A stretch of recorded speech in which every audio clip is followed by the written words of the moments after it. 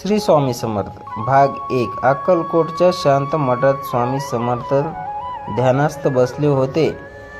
शिवानी प्रश्न विचारले पण स्वामीने अबोल राहिले. त्या शांततेत शिष्यांची मनातील शंका विरघळल्या. भाग 2. एक गरीब भक्त मदतीसाठी आला.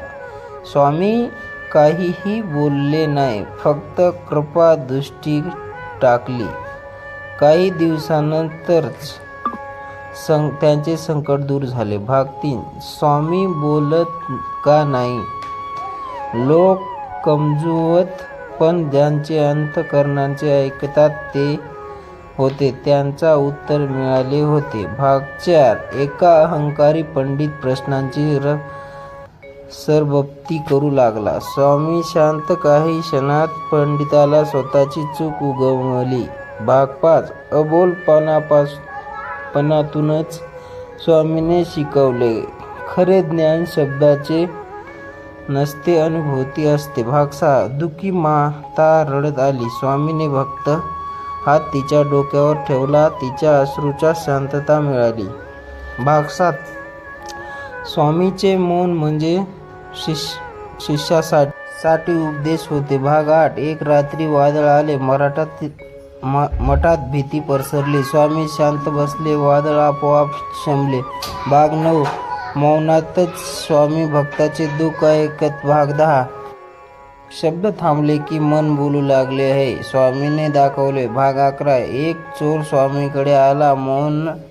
मौन पाहून त्यांचे हृदय बदलले. भाग 12. स्वामीचे अबोलपणातून करुणा दडवलेली होती. भाग 13. भक्ताचे शिकवलेले प्रत्येक प्रश्नाला उत्तर लागतेच असे नाही. भाग 14. स्वामीच्या शांतपणे अशुद्ध सार्थक होते. भाग 15. मौन हेच त्यांचे खरे प्रवचन. भाग 16. स्वामी काही न बोलता जीवनाचा अर्थ सांगून गेले. भाग 17. जे शांत झाले त्यांनाच स्वामी समजले. भाग 18. अबोल स्वामी पण सर्वोच्च. भाग 19. मौनातून निर्माण होणारी श्रद्धा आढळत असते. भाग 20. स्वामींची नजर म्हणजे आश्वासन. भाग 21. शब्दा पलीकडे ज्ञान नाही दिले.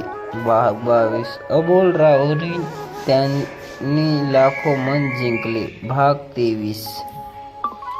स्वामींच्या मौनात भक्तांना मार्ग सापडला. भाग 24. शांतता हीच कृपा आहे हे स्वामींनी शिकवले. भाग 25. अबोल स्वामी समर्थ मौनातून मुक्ती देणारे सद्गुरू. श्री स्वामी समर्थ. श्री स्वामी समर्थ.